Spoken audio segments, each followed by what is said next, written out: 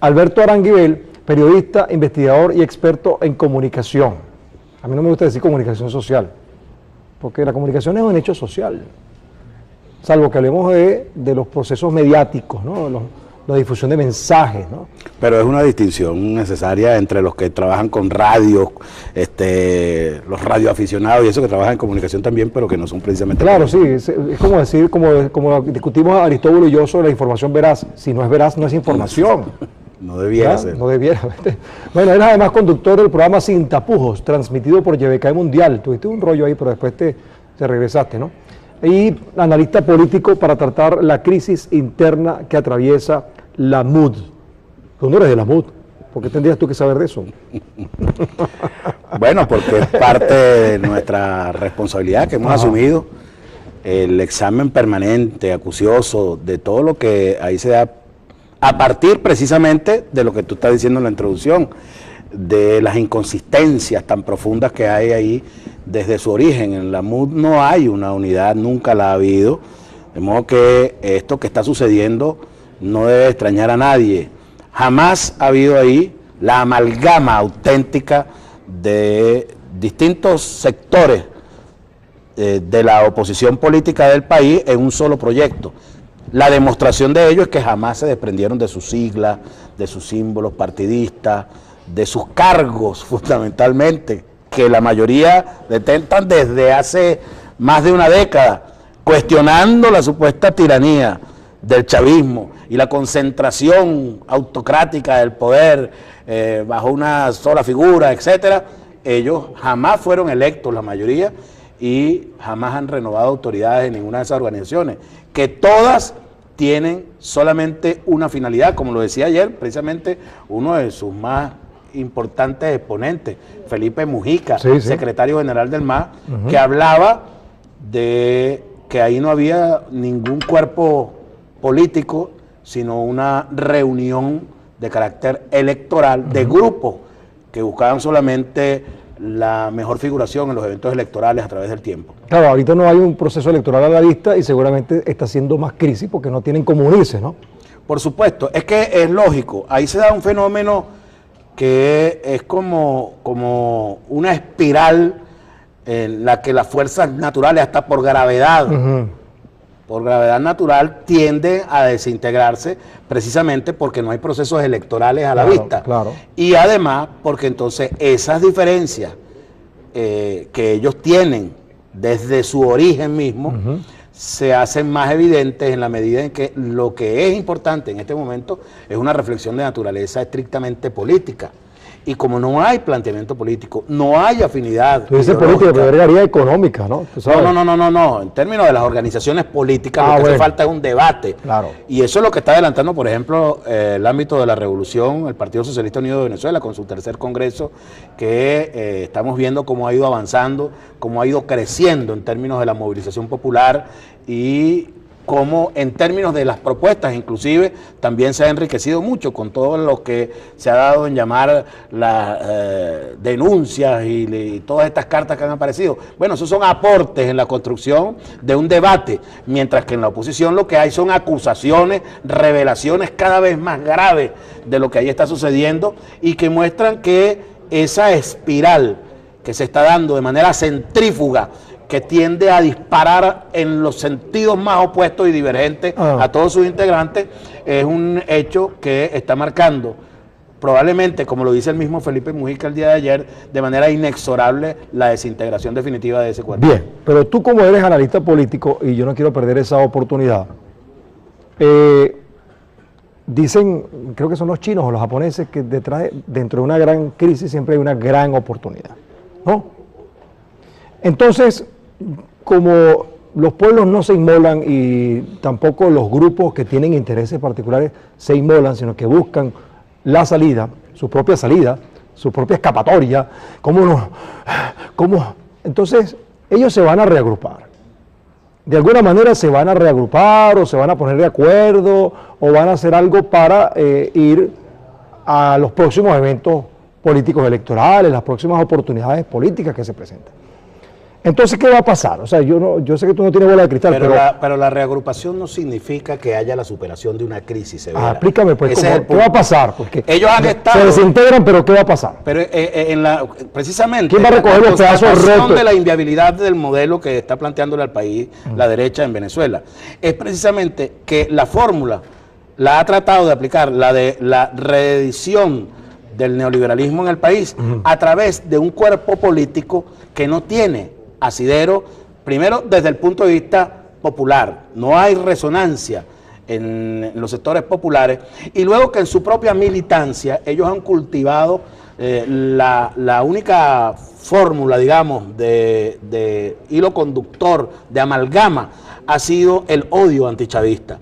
Y en este momento lo que se está dando de manera más cruda es la expresión de cómo se ha desbordado el liderazgo de la oposición por ese odio antichavista que ellos cultivaron entre sus propios. ¿Tú crees que entonces la división es absoluta y no tiene vuelta atrás, dices tú? Por más que ellos se reagrupen, va a ser siempre con saliva del oro esa unión, porque en definitiva lo único que los ha conectado ha sido el odio al chavismo y a la propuesta chavista. Y eso es lo que los está desbordando. Ahí no hay ningún sentido de lealtad en la militancia. Eso lo vemos en esas grabaciones, como en todas las expresiones de la militancia de la oposición. Y la misma directiva que ha tenido desde siempre la derecha en nuestro país, el antichavismo en nuestro país, ha demostrado esa naturaleza completamente desapegada a ideario alguno, a algún tipo de planteamiento, de propuesta que los unifique. Cuando vemos, por ejemplo, como ellos al líder que en un momento determinado idolatran y lo exaltan como la figura más prominente, como el que va a salvar la propuesta de la derecha en el país, y entonces cuando no le sirve a sus propósitos electorales antichavistas, lo desechan y lo lanzan a la basura como cualquier esperpento, y eso lo han hecho absolutamente con todo, y es lo que vemos en esas expresiones que se están dando de esa señora que están hablando ahí en esa llamada que tú pusiste al aire, y lo que estamos viendo de reacciones entre ellos mismos, encontrándose sobre planteamientos en lo que se están contradiciendo. Por ejemplo, ese rechazo a las declaraciones de Ramón José Medina, que ha dicho una verdad meridiana. Es decir, si lo que primero se planteó fue que estaba saliéndose de la mesa de la Unidad Democrática Leopoldo López para un plan personal, individual, en el que no había el consenso de la MUD, entonces el rechazo que se le está dando en este momento, desde todos los voceros que están hablando en ese sentido, a Ramón José Medina, acusándolo que renuncie, que lo voten. Y lo están incluso tratando de llevar a, digamos, a expulsarlo de la fila de la MUD. Lo que están diciendo es que son solidarios con Leopoldo López y con el planteamiento de la salida. Ahí hay una clara declaración de solidaridad con el plan golpista de Leopoldo López cuando están diciendo que es indebido. Y fíjate tú, que llegan a un extremo tal en el cinismo, en este planteamiento, que la mayoría de las veces uno dice, bueno, de ese que no se están dando cuenta, que Antonio Ledesma, en su planteamiento del decálogo que ha hecho esta semana, lo revela sin percatarse, cuando él dice, hay que hablar con franqueza total. Y entonces después más adelante le pregunta al periodista, pero bueno, y con este asunto de Ramón José Medina, ¿cuál es la posición que usted asume? Y dice, bueno, es que hay unas cosas que no se deben decir. Entonces, ¿cómo es que la franqueza, pero hay cosas que no se deben decir? Es decir, ahí hay un discurso que ellos tienen muy enredado porque no tienen construcción política. En la derecha venezolana, el defecto grave que tienen es que al no haber construcción política, los desborda el odio que ellos han inoculado entre su propia militancia, el antichavismo, y es eso lo que termina apareciendo en forma de guarimba, en forma de terrorismo urbano, porque no hay forma de reunir a su propia militancia en una propuesta desde el punto de vista ideológico, programático, para debatir precisamente ideas, porque esa no es la orientación no es el debate político en la derecha, es la de rescatar el poder para reinstaurar aquí en Venezuela un modelo neoliberal. Correcto. Es absolutamente economicista el planteamiento de ellos. Correcto. Bueno, tú sabes que por el Twitter a veces me llegan mensajes, Luis Guillermo, deja hablar a tus entrevistados, ¿no? Así que hoy Aranguibel se está vengando de todas las oportunidades que ustedes me criticaron porque no podía hablar al entrevistado. Debieras contentarte porque eso te ayuda a descansar un poquito. Sí, entonces Aranguibel no necesita problema, no tiene problema porque él simplemente agarra el espacio sin tapujos. Bueno, Aranguibel, tú me has dicho un montón de cosas y el tema de las señoras que conversan, la gente, algunos dirán, se escandalizan, pero es que no es nada. Eso lo hemos escuchado nosotros en la panadería, en los ascensores, en el transporte colectivo, en el metro. Yo he escuchado eso infinidad de veces. Pero lo han hecho en la práctica, como te digo. Tú no ves cómo tratan a Capriles en este momento, después de tenerlo 2 años elevado al Olimpo, no. De la lucha política. Está quemado, dice la muchacha. Y resulta que ahora lo tienen como un coleto viejo tirado ahí en el... pero también él ayuda un poquito, no vas a pensar que... Bueno, por supuesto, porque todos tienen, bueno, yo te digo, Manuel González, Enrique Mendoza, etcétera. Es decir, nunca ha habido un liderazgo que genere lealtad de la militancia hacia ese liderazgo a partir de las ideas, sino simplemente a partir de la posibilidad de que acabe con el chavismo. Al no acabar con el chavismo en los procesos electorales, son utilizados como un coleto viejo y lanzados en el último... Mira, Daniel, ahorita tengo que despedir a la Radio del Sur porque tienen su programa ahora de noticias, después viene Vanessa, mientras tanto y por si acaso, así que muchas gracias por acompañarnos hasta ahora, porque estoy seguro que te van a grabar y van a pasar cosas de lo que tú digas más adelante. Así que muchas gracias. Seguimos aquí entre todos por Venezolana de Televisión, pero hay un detalle. Estos días a mí me llegó una cajita con mi nombre y todo. ¿Con un gatito? No, un gatito no. Bueno, ahí puede haber un gato encerrado, sí. Una cajita con mi nombre y todo, con una cantidad de folletos muy bien impresos, a color, tú sabes, de la gente de Henry Falcón. De una cosa que llaman ahora, no sé qué cosa progresista, avanzada, ¿qué se llama? Ese proyecto tiene años. Está bien, pero lo estoy viendo como que está oxigenado, como que le han puesto ahí un fuelle.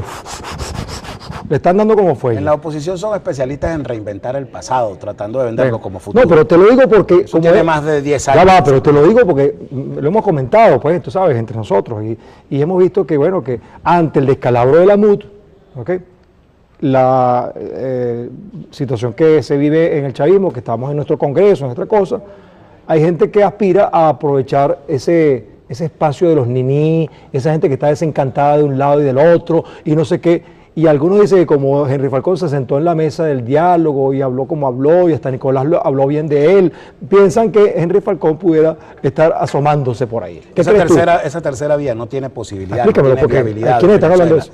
En Venezuela se ha querido vender desde la derecha, como que es algo pernicioso, trágico en el debate político, que haya una radicalización de las posiciones en la confrontación de los modelos. Eso es completamente falso, es exactamente a la inversa.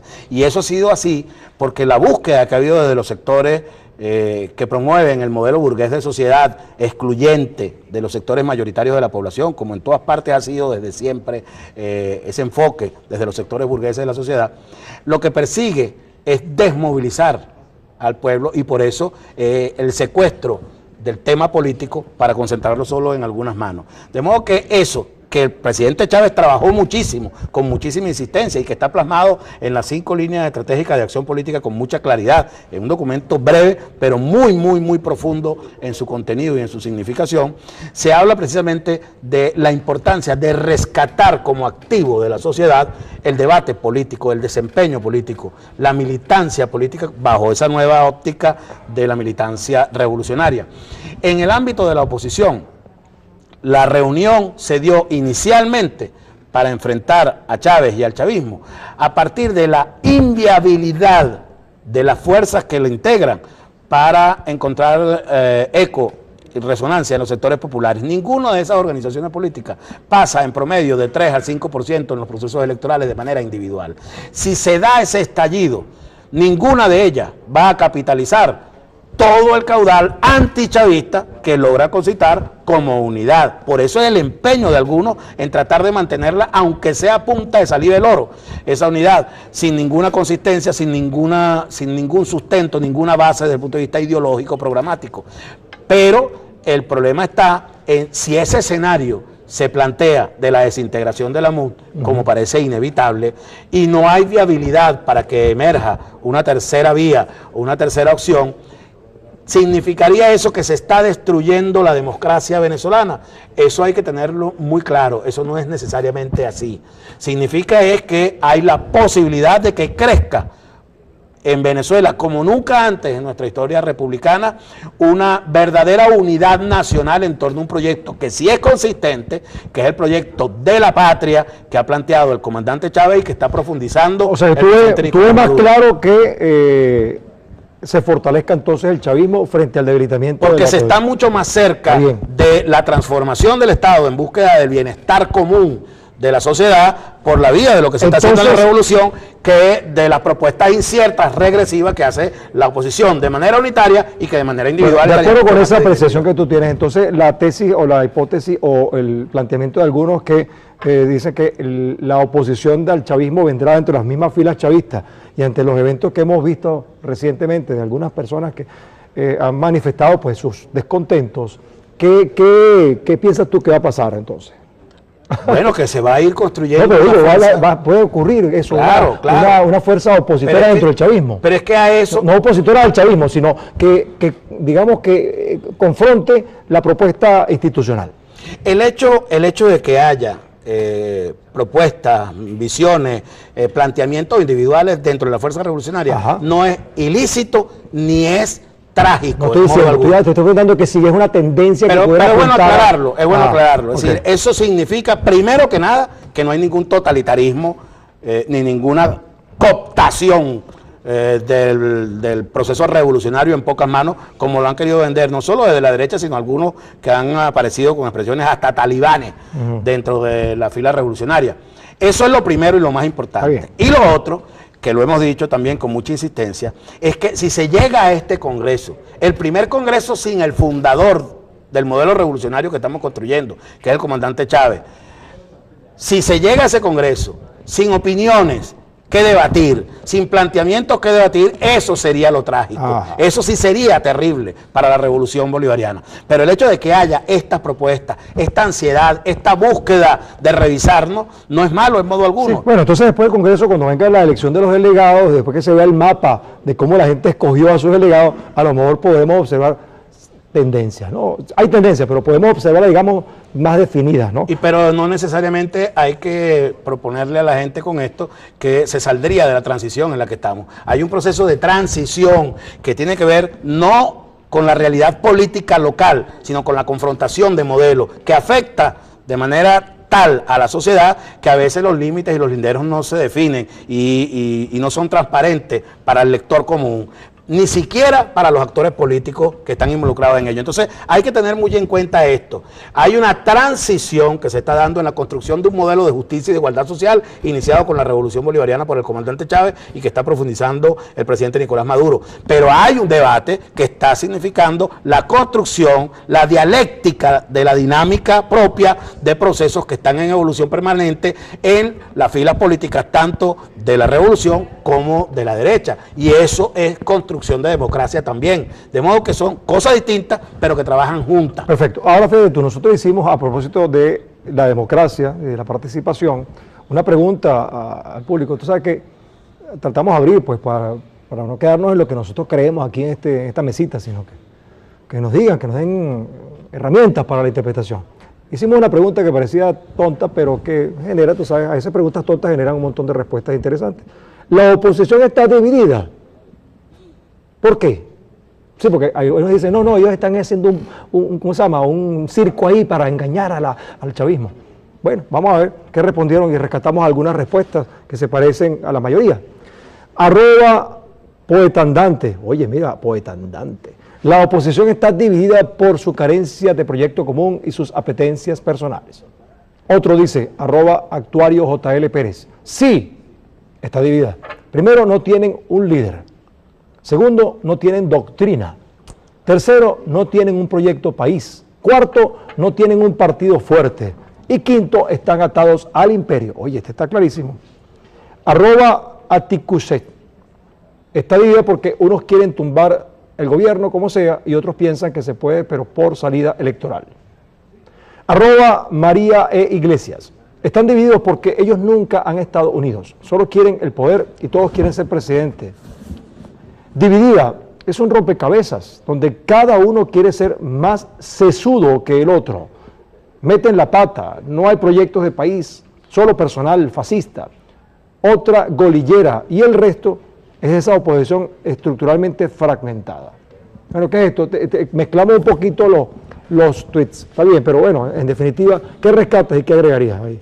Bueno, lo primero es la claridad y la madurez política que tiene el pueblo. Eso es un logro de la revolución bolivariana. Chico, pero no hubo un opositor que hablara ahí, debe haber un opositor. Ajá. Bueno, pero seguramente va a estar en el mismo tono, porque lo otro que te iba a comentar es que está en línea perfecto con lo que dice la señora de la llamada. Se parece a la señora que está hablando. Exactamente. Sí. Tú sabes que hay un dicho popular y hay que, como sabemos, hacerle caso a la sabiduría popular por encima de cualquier Cuando el río compromiso. suena, ¿no? Que no hay nadie que diga más la verdad que los borrachos y los niños. Sí. Y estas señoras están ahí por lo menos en el medio. La disociación psicótica hay que incorporarla en esa categoría. En esa categoría, sin lugar a dudas, porque han sido meridianas, como tú lo dices. Eso es lo que uno siente, lo que se palpa en la calle, en todos los espacios, en todos los rincones. Y cuando están tratando de armar un discurso desde la oposición, es ahí, en esos espacios donde está la gente, tratando de montar eso que ellos llaman la situación país, como para tratar de, en un lenguaje más o menos exquisito. Te voy a pedir un favor antes que te vayas, pero bien breve. ¿Qué consejo le das entonces a la oposición que ahora no tiene a quién seguir? No, pero es que ellos nunca han tenido. Pero dale un consejo, porque ellos necesitan ahora una esperanza. Bueno, pero ¿y por qué habría que dársela? No sé, pero te pregunto. Yo no creo en la tesis de que hay que alentar que haya el crecimiento de una oposición para que eso asegure que hay un modelo democrático en el país. Yo lo que creo es que se debe sumar la mayor cantidad de venezolanas y venezolanos para salir más rápido de las crisis, de las situaciones agobiantes que pueda padecer la gente en cualquier momento, desde cualquier ámbito. Se está mucho más cerca, como está constatado, como está comprobado, porque lo han experimentado desde los distintos sectores, todas las venezolanas y venezolanos de manera individual, cada quien. Uno, por la obtención de divisas para poder viajar como nunca antes lo hicieron en la historia los venezolanos. Otros para comprar bienes como vehículos que nunca tenían acceso a él. Para ver cómo evoluciona la salud gratuita, cómo evoluciona la educación. Es decir, se está más cerca desde el ámbito de la revolución a la conquista del bienestar social y económico que por vía de aquello. Y la manera de resolverlo es sumar la voluntad de la mayoría de los venezolanos a un mismo proyecto de patria. Estoy completamente de acuerdo contigo, perfectamente. Pero no es fácil que la mayoría de la gente entienda. Pero hay que romper ese mito de que si no hay una oposición no hay democracia. No, bueno, lo que puede haber es disidencia. Yo no estoy de acuerdo contigo en ese punto, en el otro, pero al final vamos todos juntos hacia un objetivo común.